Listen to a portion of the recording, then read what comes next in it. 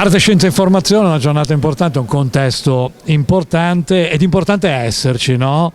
Da fior, dobbiamo scegliere perché i tempi dell'intervista sono contingentati, senza mancare ovviamente di rispetto a nessuno. Grandi premiati, chi andiamo a scegliere?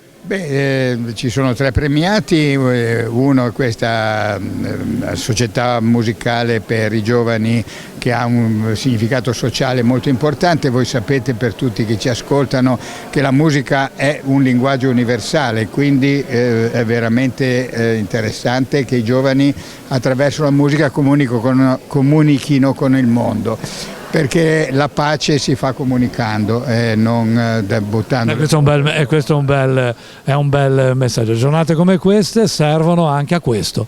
E poi abbiamo un grande personaggio per me, è anche un amico da tanti anni, Del Pino, che è presidente della Tigugliana, un'associazione culturale che tiene vivo quel gruppo di persone del Tigullio che ormai hanno anche loro un peso non più solo nazionale ma anche internazionale.